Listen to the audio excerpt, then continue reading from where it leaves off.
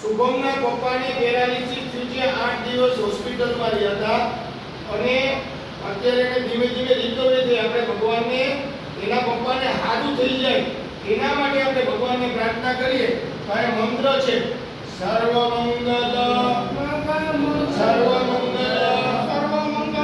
માંગલ્યે શિવે સર્વાર્થ સાધિકે શરણ્યે ત્ર્યંબકે ગૌરી નારાયણી નમોસ્તુતે સર્વ મંગલ માંગલ્યે શિવે સર્વાર્થ સાધિકે શરણ્યે ત્ર્યંબકે ગૌરી નારાયણી નમોસ્તુતે સર્વ મંગલ માંગલ્યે શિવે સર્વાર્થ સાધિકે શરણ્યે